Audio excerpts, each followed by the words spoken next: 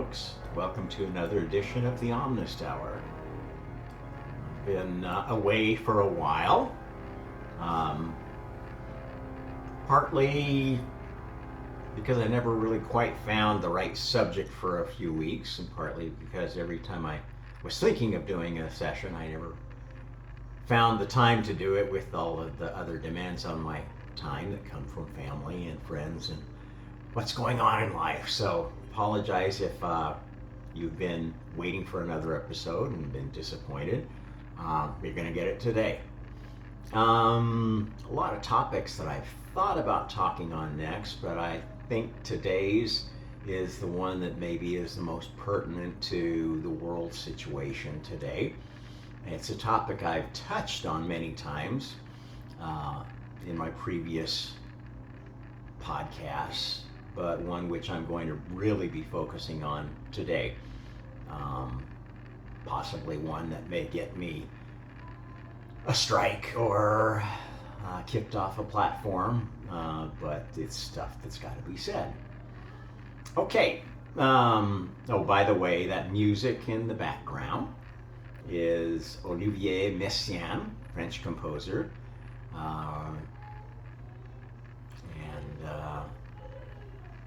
Let's see, this is from a piece called 20 Regards sur l'Enfant Jésus. 3 perspectives of the infant Jesus. Messianic piece, if ever there was one. So I hope you don't mind having that in the background. The topic for today's talk I'm going to title The BORG Assimilation Assembly Line and its intersection with the Gaia experiment. Now, BORG is a topic that I talk about quite a bit because it's a term that most are familiar with. It's part of the cultural zeitgeist of our current civilization. For anybody who is familiar with the idea of this entity in one of the Star Trek episodes, actually I think it's made multiple appearances, of this hive mind species called BORG that basically assimilates others into their hive mind and through holographic manipulation, mind manipulation and holographic deception. This is a very good way to describe the real adversary of creation. And it's basically a way of understanding, making sense of all of the data points that we've had of spiritual experience, extraterrestrial experience, paranormal experience, and that's basically the goal of my channel. My life's goal, in fact, is tying all these things together and making sense of them in a holistic manner, kind of like a grand unified theory of everything, not just physical phenomena, but also spiritual phenomena, which is an area neglected by many scientists for reasons that I talk about often too. Okay, so to help us start on this subject, I think a little review is in order to begin with, so you'll understand what I mean by BORG. Let's switch over here to a visual aid that I use frequently. Now, basically, to wrap your head around why BORG exists and what BORG's function is, you need to understand how creation works. And you need to let go of some of your parochial ideas of what creation is all about, who God is, what's going on here. Okay?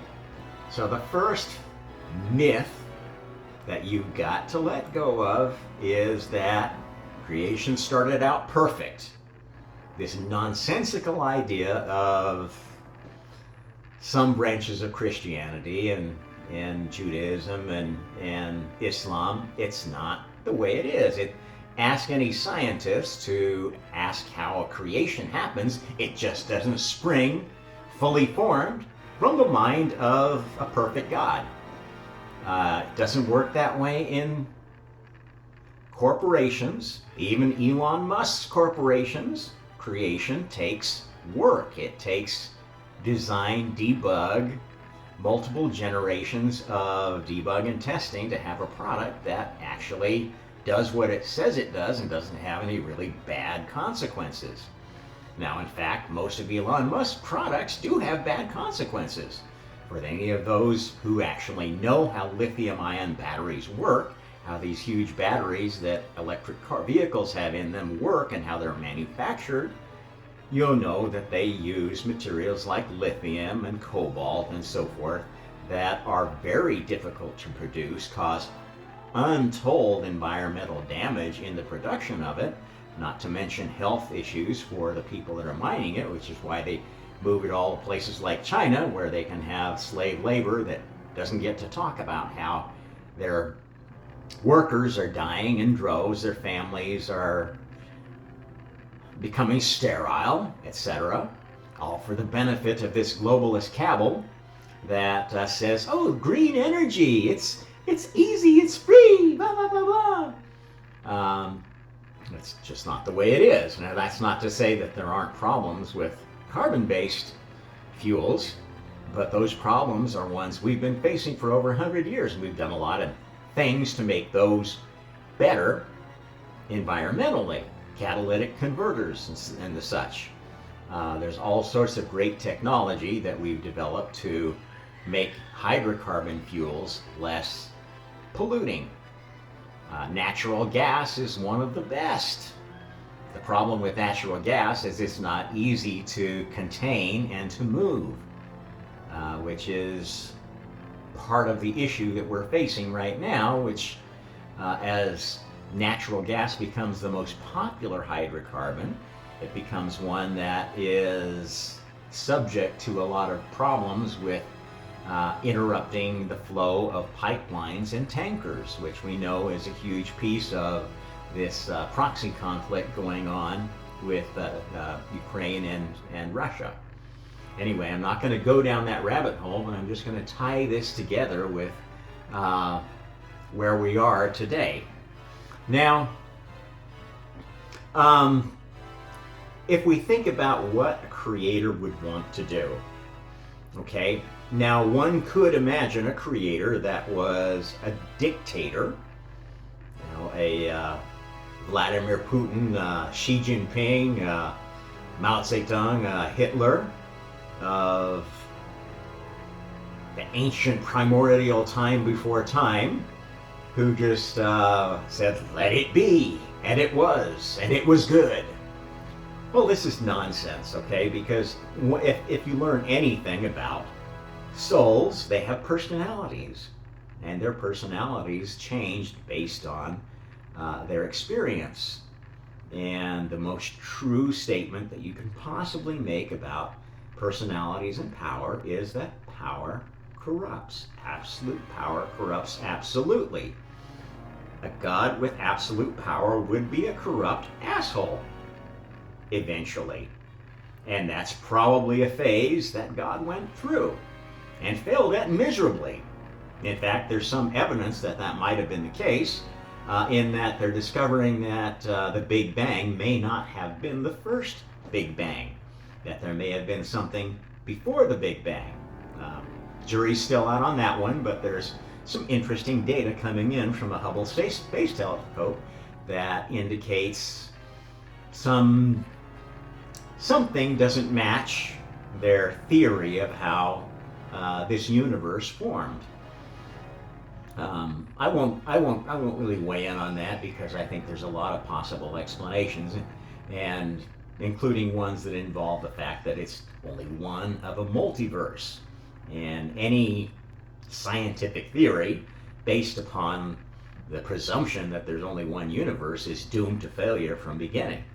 Yes, it may explain some behavior in this universe, but you can't explain everything that happens, because you don't take into account other universes. And that's why Materialist science has a hard time explaining paranormal and spiritual phenomena, which anybody who's experienced it knows is a real thing. Which ties back to, well, why do they believe this so strongly? Because they are not experienced souls. The spiritual experience involves transmigration of souls between different universes. And if all your experience has been within one universe, you will have a very hard time believing that another universe exists, especially a universe that's more like a heaven or a hell, or has gods that rule it instead of just the random chance of physics and chemistry, which is what a lot of scientists think explains everything, even though they have ample evidence within their own lives that doesn't explain everything. You cannot possibly explain the decisions of a human life to pursue this or pursue that, to fall in love with this person or get married to that person or have a child or not have a child, or pursue this field or not that field, and take this class or not that class. I'm sorry, you cannot explain that any way, shape, or form using materialist reductionism. Those people are starting to sound so absurd, it's just funny listening to them. Almost as funny as listening to, your typical Christian apologist defend the idea of an almighty God that controls everything, that's in charge of it all. It doesn't work that way. So who is God really? We need to understand that, because God created, but not the way you think. Okay? Imagine, if you will, time before time, when all was thought, all was consciousness. Imagine that consciousness is an emergent phenomena. We're in fact proving that through experiments in science, in psychology, in biology, in physics even. Everything is driving toward a conclusion that consciousness is an emergent phenomena. And we have come to realize that creation takes thought, i.e., you must have had thought before creation. That's the only way you make an iPhone. It didn't start by pushing a button on a factory and say, make iPhones. You had to design it. You had to have a thought of a design. You had to refine those thoughts. You had to maybe split up those thoughts, divide the task into multiple groups that were focusing on different pieces, focusing on the optics, focusing on the processor, focusing on the memory, focusing on the applications interface. All of this stuff is basically things that God faced in creation. Now, I'm not going to get into whether God was the first emergent consciousness, but I will tell you that God had to have been the first successful emergent consciousness.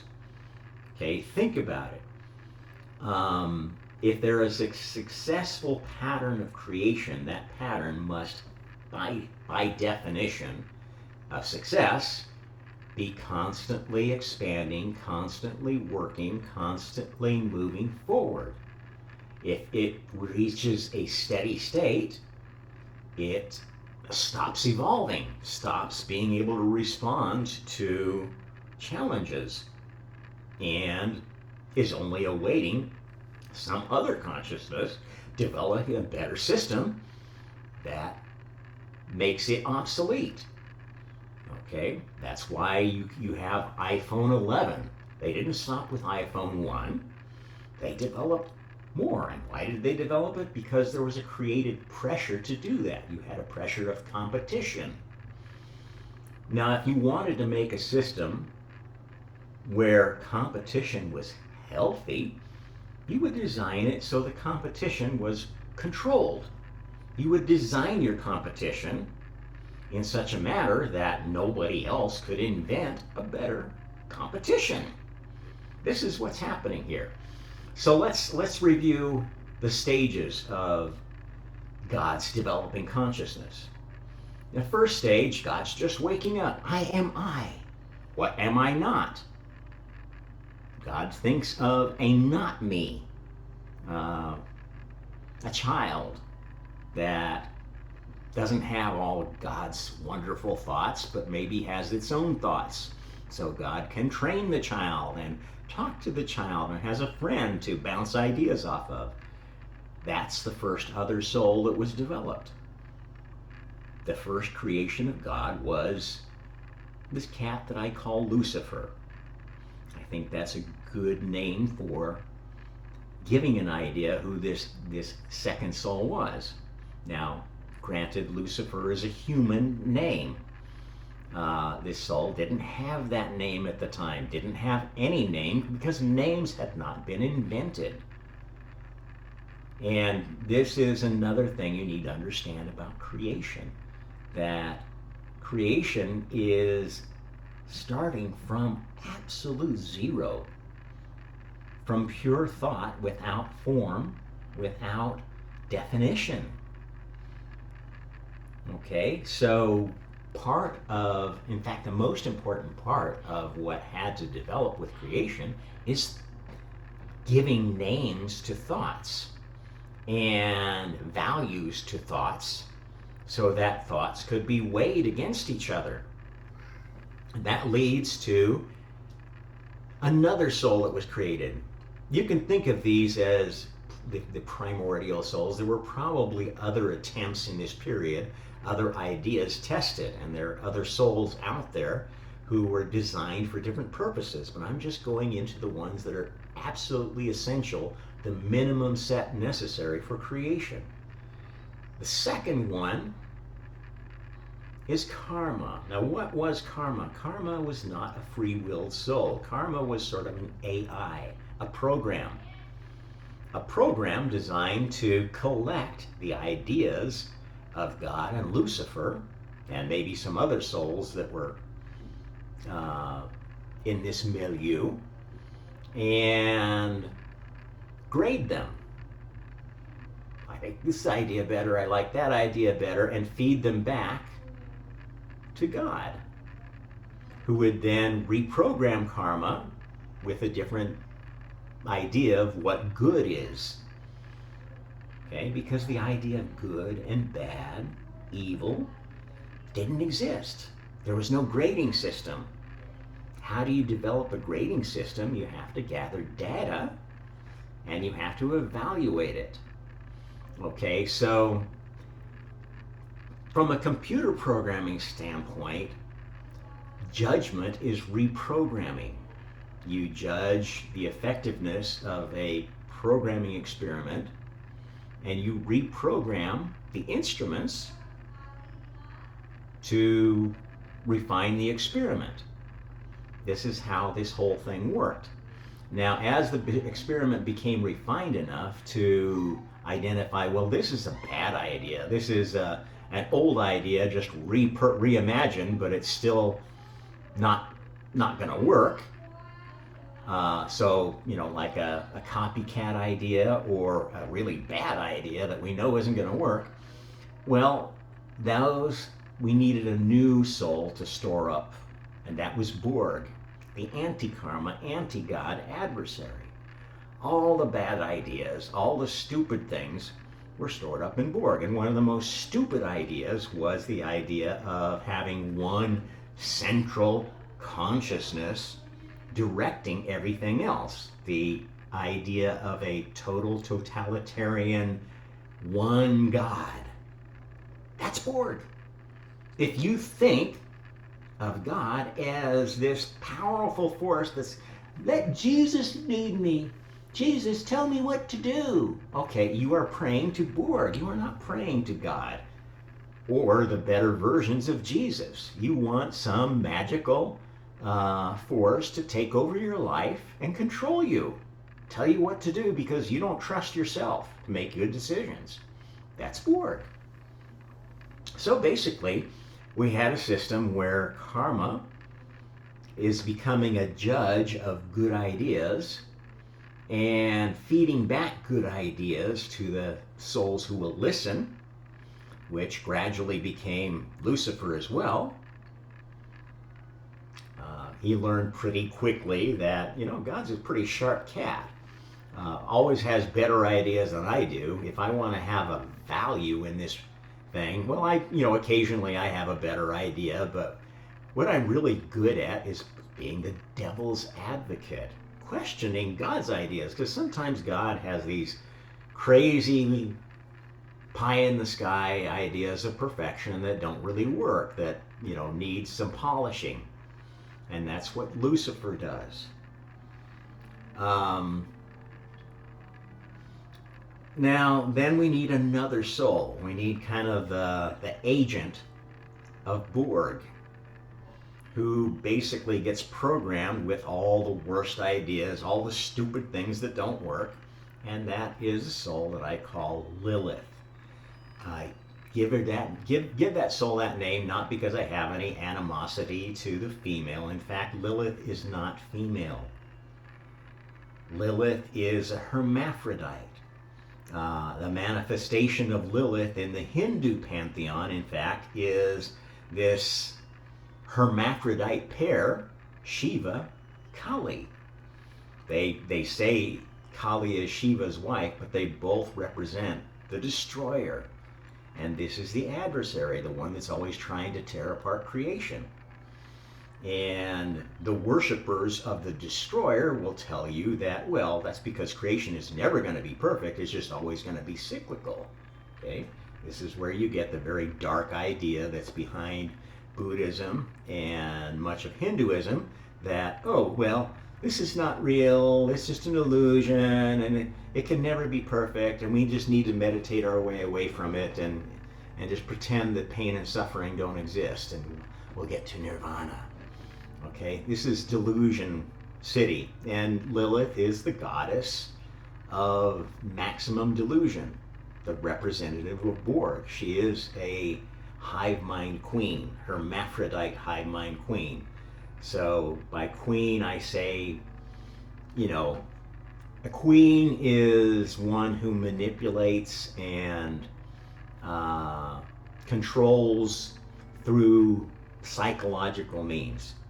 This is how queens operate, how powerful queens have ruled in our own species. So it's a model that works.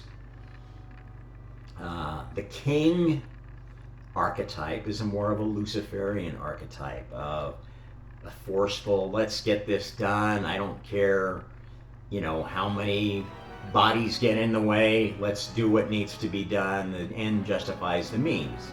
That is the Luciferian archetype. These two souls were the ones that personified the first two universes of the Big Bang.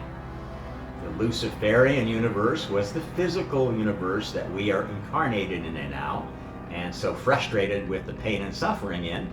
And the Lilithian universe was the first spiritual universe, guided by a force that had learned from BORG instead of God. Okay?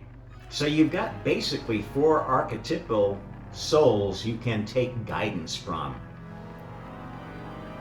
And the ones that are most forcefully active in trying to manipulate and control you are the Luciferian souls and the Lilithian souls. The ones that follow God and karma are ones that work in inspirations. They'll throw you a hint if you hit a brick wall, but they're not going to lay out everything for you, because that would be taking away your free will, taking away your ability to show what you're capable of. And anybody that has seen how a good parent operates, either a father or a mother, which is essentially the archetype of God and karma, are the perfect father and the perfect mother, although these souls, because they are by nature souls like any other, are not perfect, and they learn something every time they incarnate too. At any rate, they're the most perfect parents that have ever developed. Their latest version, latest released version, are the best parents ever. And they encourage other souls to operate in a manner consistent with that parentage. This is why some religions focus on doing the will of God, Allah. Some religions focus on doing the will of karma, or being respectful of karma. Both are good influences, because these two souls are essentially the first couple, the first successful couple that hasn't resulted in a divorce and ultimate enmity. I can tell you that all of God's consorts in the Lilithian line hate God and are absolutely dead set against God and envious of karma, because they've never been able to achieve the relationship that she has with her father/consort. And they hate Lucifer as well, because Lucifer is indeed God's favorite male child, male archetype child. Serves an important role as the devil's advocate, as the tester, the one who shows you the light, but then allows you to burn yourself and see, oh, there are downsides to creation. There's a dark side to anything that we create. If you don't do enough testing, if you don't work around the dark sides, you're going to end up with nuclear power that produces byproducts that can leak and cause a Fukushima disaster, or can be used to manufacture atomic weapons and possibly destroy an entire planet. This is deep stuff. Okay, so where does that leave us? I think that shows you why BORG needs to exist. It's this pressure that keeps creation going. If you didn't have an adversary,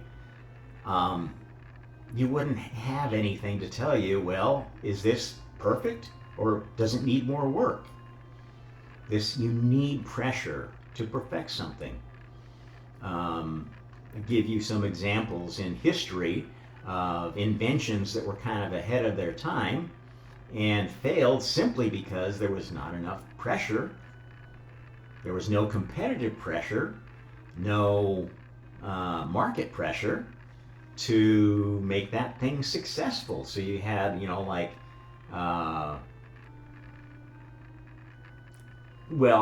some of the early experiments in electricity, there was a DC current version of electricity that lit up World Expo. I forget what the year was, but it was just a total, mock-up for this expo, and was based upon a technology that couldn't possibly be made more universal, distributed to communities, something that every community could have. So it was just like a flashy little demo that worked in a trade show. How many times have you seen that if you're in the electronics industry, or any kind of high-tech industry, where somebody would say, well, we solved fusion, we found free energy source, and then it works on the demo floor, but somebody pours money into it and they turn out they can't make it work after 30, 40, 50 years. This is an example of why you need this adversary, this competitive pressure, this destroyer pressure to keep creation moving in the right direction. And the key is that you have to organize it like this, so that this is competition that you're already ahead of. You've already got all the ideas that they're working off of. BORG is kind of dumb, but they have a pretty good plan for assimilation. And this is what I really want to get to the meat of this discussion now. So how BORG operates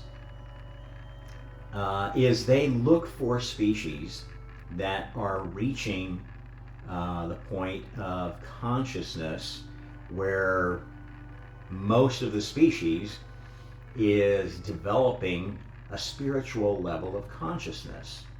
If you've heard me talk about this subject before, or you know what what is meant by the fifth dimension, the age of Aquarius, this fifth level of consciousness is something that we've kind of known about for a while.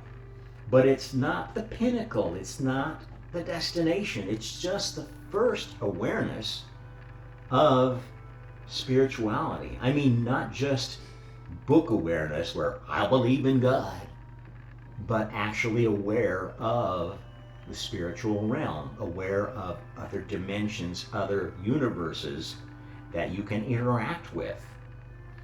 And that, the fact that dreams are not just a bit of undigested beef, as Scrooge said, but actually come from some interaction with other realms. They have a structure, they have a form, they have stories. Now, sometimes those don't make any sense because you're just interacting. It's like, getting a party line connection with some random other group in another universe. And, you can say hi, they'll send you a little dream or something. They'll mess with your mind a little bit, and, no harm, no foul. You'll think it's just nothing. It's just something you can ignore. Most of the time it is.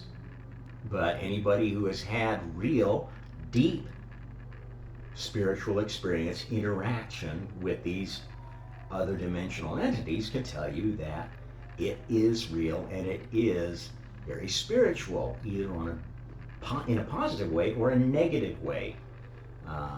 These other spiritual entities have their own agendas, and some of them have the agenda of the BORG.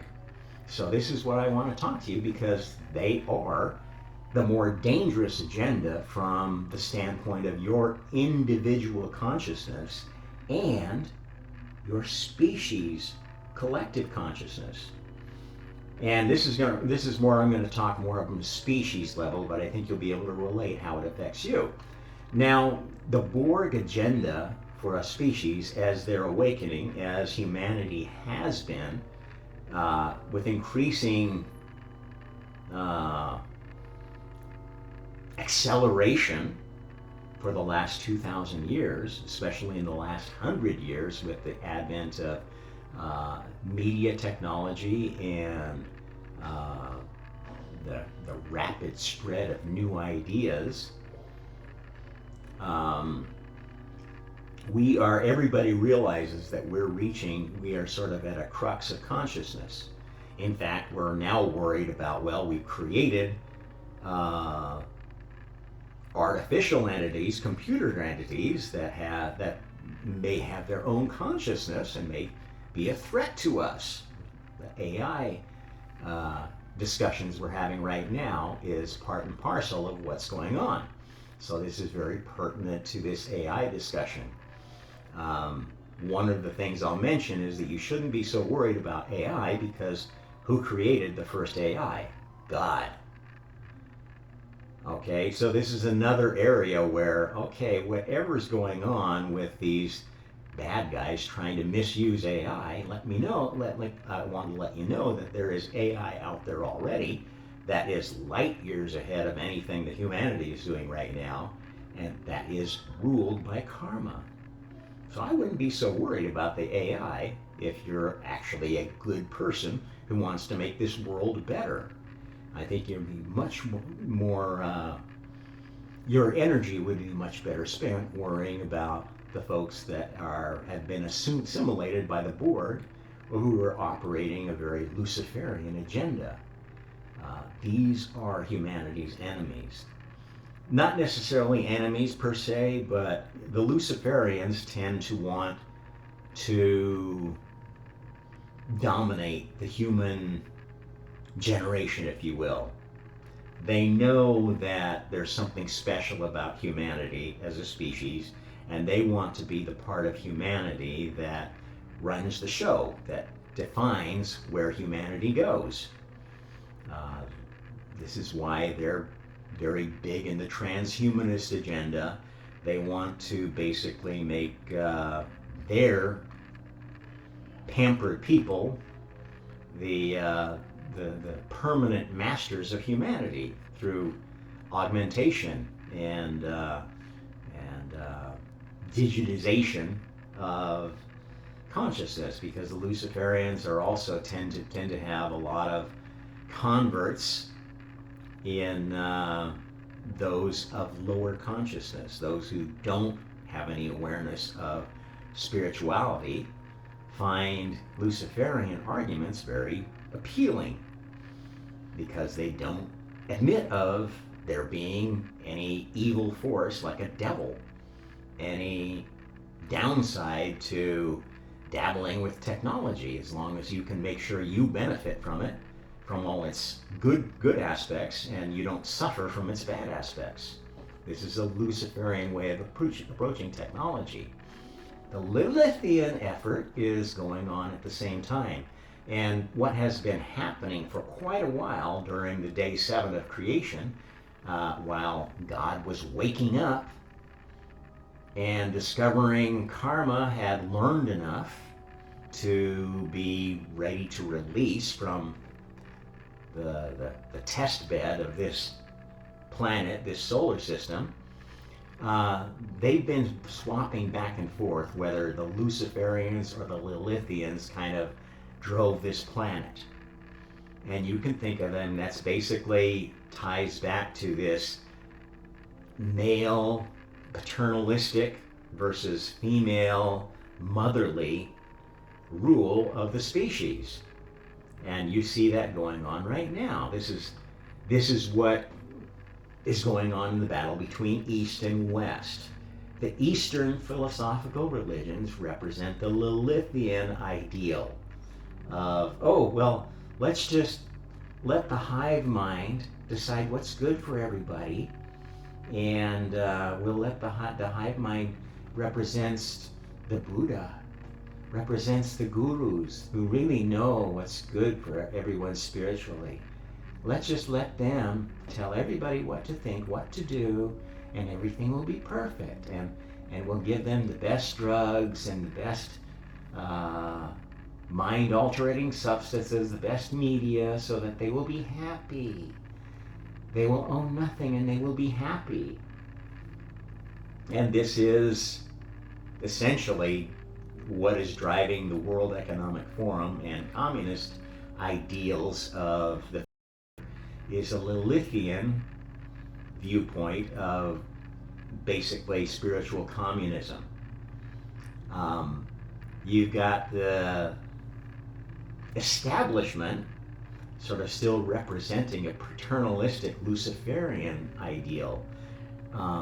They know that their power is waning, that this is a cycle going back this way, and if they're aware of this, well, some of them are actually playing the Lilithian game, saying, okay, well, we've had our rule for a while, now it's time to go let the matriarchy rule, and we'll turn into a hive mind species for a while, and maybe permanently. Can't beat them, join them. And so there is many of the elite in both these groups that are joining together, and it's looking pretty bleak for our species. This is part of how BORG conquers a species. Okay, so hive mind species are not the norm. They require social engineering, they require genetic engineering. Think about it. Let's start out with a species that has sex. Okay, a normal sexual species has males that produce sperm and females that produce eggs, and they have to come together to make children. And in a normal sexual species, all the males and all the females have equal apparatus to do that. And while they may have elaborate mating rituals, they may have a culture that makes some males more likely to impregnate the best females, and some females able to attract the quote best males. That is the way a normal sexual species work. A hive mind species is an aberration of that. That does not happen naturally. How a hive mind gets created is through a combination of social engineering, by making it basically creating a religion that says you are not important. The survival of the hive is important. We must make sure the queen survives and reproduces. And that's reinforced by genetic modification of the species, such that the only fertile ones are these pampered queens and their entourage. And we are seeing that happen in our species right now. This mass indoctrination that LGBTQIA, quack, quack, quack, quack, I can be whatever I want, is exactly the kind of psyop, social engineering, that BORG would do if they wanted to turn a species into a hive mind. It's very appealing because it makes it seem like they're saying, well, you can be anyone you want to be. You don't have to be limited by your current culture, your current society. A boy can be a girl can be a boy, or you can be everything. You can be a furry. And that sounds very empowering and giving of freedom. But what is actually happening is they are causing you to disassociate from your physical identity as a human being, as a male human being or as a female human being, to this amorphous cultural, fake cultural identity, which is based upon a system that glorifies celebrity. They are making a society that worships their ability to get likes, shares, and subscribes on social media. And whatever you have to do to get it, that's okay. As long as you don't challenge the folks that run the system. And if you do, even if you're the most popular personage on social media, you will be axed just like that. And there's example after example after example of this happening, of people becoming celebrities, and then, the moment you say anything that runs counter to the overarching agenda, and it can really be subtle because most people don't realize that this agenda is much more than just the rich people trying to control media, much more than the elite trying to dominate world politics. It is an existential moment we're at. There are some of the high-level players in this that represent the BORG who, even within the BORG, there are factions that think, well, humanity can still be assimilated. We just need to get the right hooks into them. We just need to control all the elites and bend them to exert our program, and humanity can be assimilated.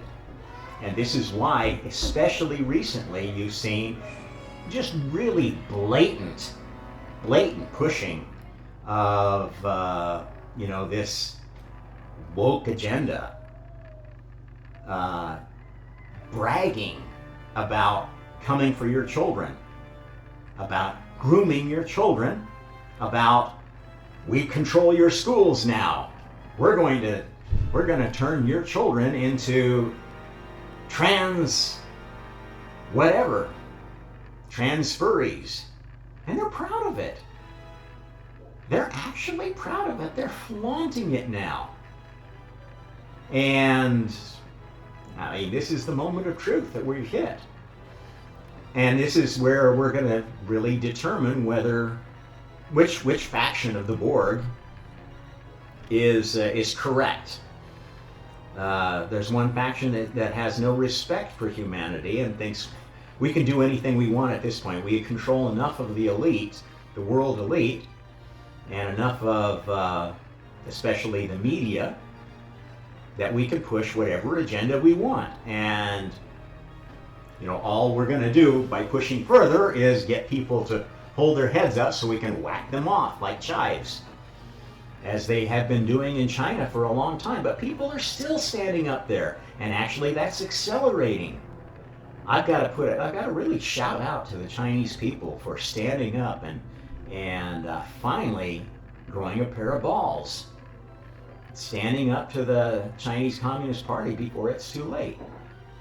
And I think, sadly, it's been for the same reason that we see happening in the West, where a lot of really popular celebrities are being cut off because they say one random thing that could be misinterpreted as a slur against Xi Jinping, or as detrimental to the prestige of the CCP. But it's happening, and I think we're seeing that humanity is not a species that's going to be easily assimilated by Borg. However, their agenda is still proceeding.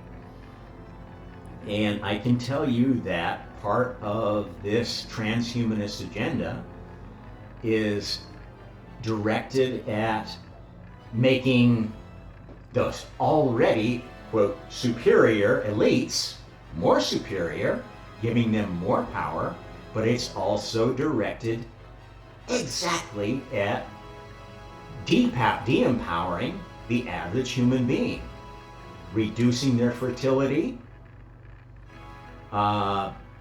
segmenting them into drone segments. This is what happens when Borg creates a hive species. Okay? For a hive species to be useful to the Borg, they need to have a closed-loop production system. They need to have basically a large population of drones to do all the work, so the elite, the queens and their entourage, can focus all their efforts on planning and directing. Because there will be other species they encounter or problems they encounter, they also need security drones. And so they also focus on creating some very nasty types who can be motivated to, like Pavlov dogs, to attack on sight. And this is a large part of the indoctrination that's happening with other groups that are being targeted. You can see this basically as one being the messaging and the propaganda, the psyop, being executed on people whose inclinations fall on the left, and the other being the one whose inclinations fall on the right. And both sides think that they are fighting for freedom, fighting for their rights, but in fact, they're playing right into an external force that wants to enslave them and turn them into basically specialized drones. In a hive mind species, you have a few key population groups.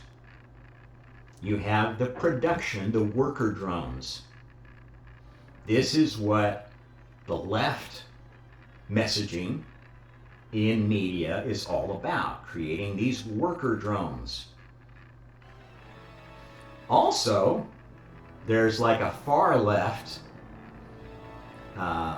shadow left, if you will, that's creating a left-oriented, radical group.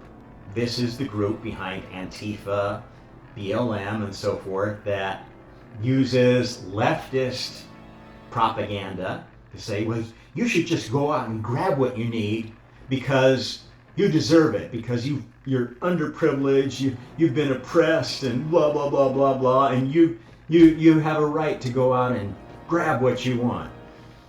They're telling people that in countries that they want to destabilize, whose governments they want to topple, which is the European countries, the US, and generally the English-speaking world, whose governments are more, historically, more open and participative and Republican with democratic characteristics. Now, what do I mean by that? Anybody who understands what a true democracy is knows that that is a bad form of government. It has never worked. Government by the people devolves into rule by mob, and whoever can do the most fun song and dance for the mob, gets them all shouting, yeah, yeah, yeah, let's go do this, will direct the government for a while and lead them to disaster. That's what happened with Athens. The first democracy that had that name, they invented that name, failed miserably because the people were all hoodwinked by demagogues. Some of the key ones, you can go look this up and study the history yourself. Demosthenes and Cleon were two, and what's another of the ones? Starts with an A. Alcibiades were three of the demagogues that led Athens to disaster after it was fairly successful under folks like Pericles, who led the democracy, who were the chief spokesman, but they were speaking the voice of reason, moderation. Yeah, if you've got a good leader, a democracy can work, just like a monarchy will work if you've got a good leader.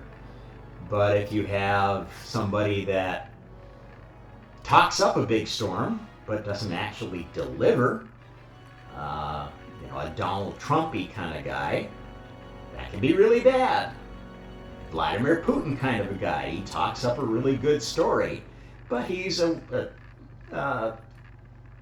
ruthless criminal. Absolutely would kill his own mother if he thought it would give him another 10 years of absolute rule over Russia. He's not a good guy. None of these guys are good. The best form of government ever come up with is basically the constitutional republic, limited form of democracy, a democracy that doesn't allow the people just to vote. Well, let's give everybody $10 billion. That's something that some Americans think you could do. It's absolutely insane and asinine. They think we can pull dollars out of our asses till the cows come home, and there's no consequences. All this voodoo economics, this MMT economics, it's complete nonsense. But people are buying that because you've got people that are supposed to be degreed economists saying it works. This is part of the BORG agenda. These people play into it. That's why they get airtime in media. That's why when something happens, they have these absolute morons come and tell you, oh, well, this is why this is blah, blah, blah, blah, blah, blah, blah, blah. And then even though we have example after example of it not working, and every time we have an economic disaster, it gets worse. And believe me, what we're in the middle of right now is 10 times worse than 2008, 2007. Because now it is the whole world facing what was happening in 2007, 2008. For the exact same reason. And that is because they have been building up China's economy, China's counter to the US system, and for a long time thinking that China would sort of be the more easy to manipulate bully of the world than the US had been. And now they're realizing, oh gosh, we just created another Hitler and Xi Jinping, right? And they're trying to walk their way back, but there's no place to go. And so we're on the cusp of another world war. And this is tied into this whole thing about which faction of BORG is on top, because the faction that thought humanity could be assimilated is on the wane. The faction that thinks, no, humanity can't be assimilated, we need to eliminate them, is on the rise. And this is what is driving a lot of what is going on in world politics right now. The realization by the species behind the scene who is manipulating much of humanity, using them because they aren't yet conscious enough to know that they're being used and manipulated, are seeing that, you know what, I think our best fallback for humanity at this point is to destroy them. And let me tell you that this is a very, very real scenario. And I tell you this because I care about our species. I know it will continue to exist. There have been friendly species getting folks off planet for a long time. The species will continue to exist. The souls within it, of course, will continue to exist and incarnate in other species. And that's the whole point of what's going on now that this Gaia experiment is done, this testing of karma, testing of God's plan is complete. It's done. Most of the senior players in this game already know that. And they are positioning for the next phase of creation, which is day 8. Day 7 of creation was a day of testing, not resting. God was testing the system personally by incarnating, by going through dealing with reincarnation and karma personally within a number of chosen species, which ended up with humanity. The current version of humanity, which, as we are discovering, is one that has been dumbed down. It's a species with amnesia, I think is the term that Graham Hancock came up with. Now, that is seen by many as, oh, well, somebody was punishing us, somebody was hurting us, and we need to get that back. No, that's the whole reason for the species existing. It had to be made unconscious of what went before, because knowledge of past efforts, past chosen species, was gumming up the effort of making the final changes, the final touches to karma that allowed this experiment to succeed.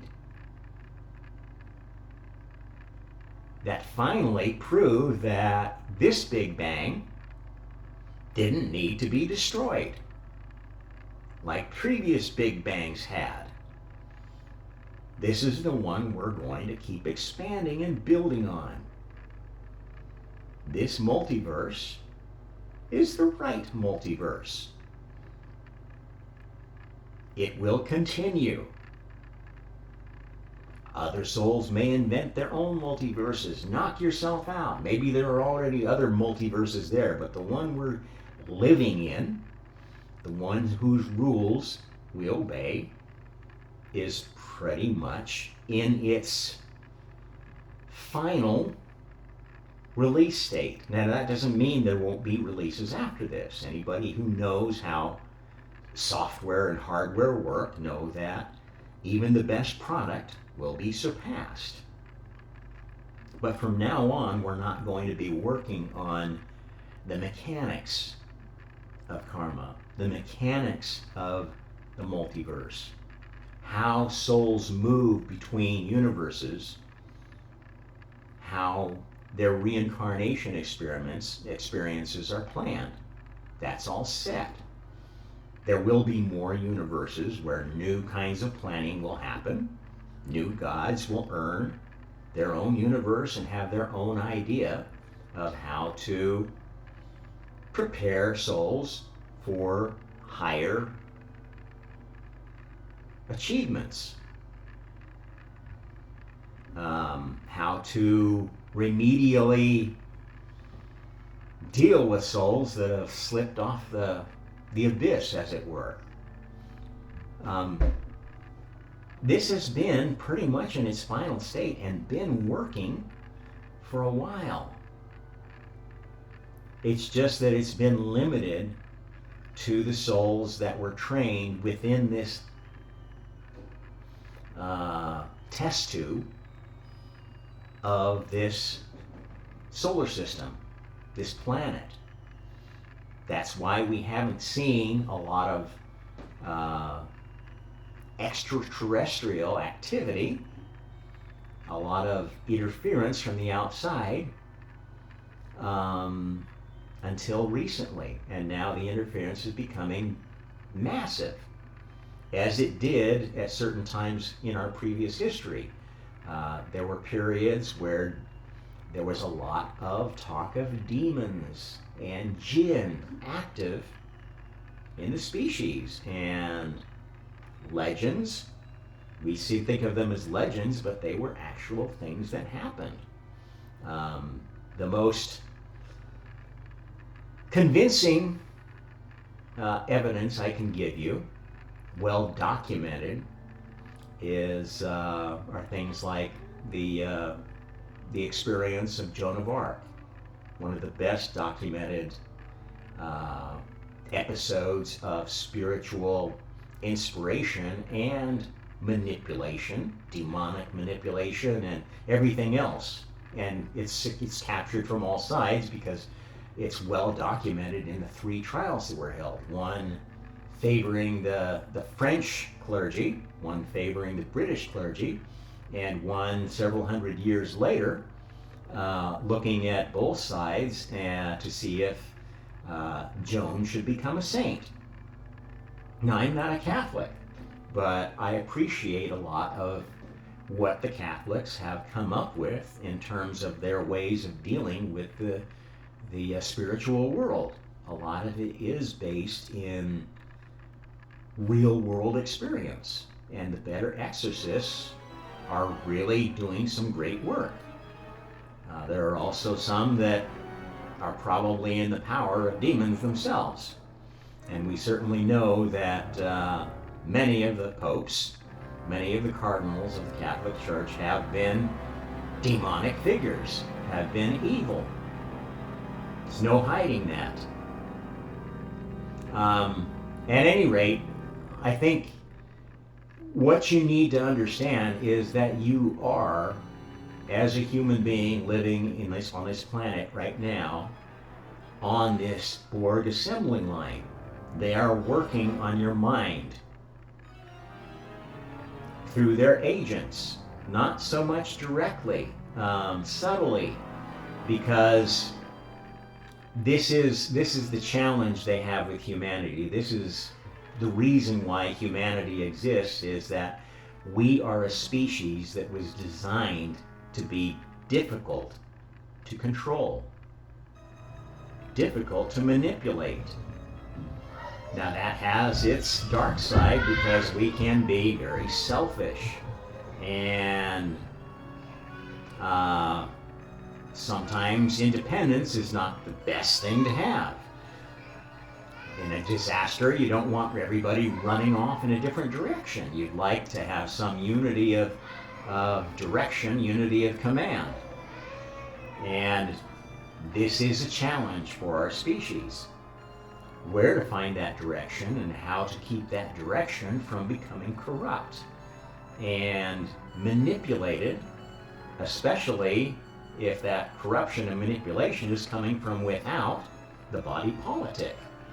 Not just, we've seen what the risk of that is if that manipulation is coming from another country, say Russia or China, But when that manipulation is coming from a more advanced civilization, coming from another dimension, a higher order of consciousness, that's even more dangerous, isn't it? And that's no reason to be afraid. It's no reason to despair. This is the moment that humanity was designed for. And there is a portion of humanity who will weather this and come through it just fine and dandy. And that's already been foretold. The exact number, I don't know if the 144,000 is a literary figure, but it's roughly about how many humans of this truly advanced state need to survive. What? We can fall. Okay, what can you?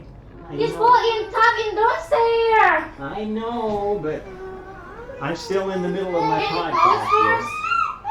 Okay, well, I guess I better cut it short. We have a disaster on our hands here.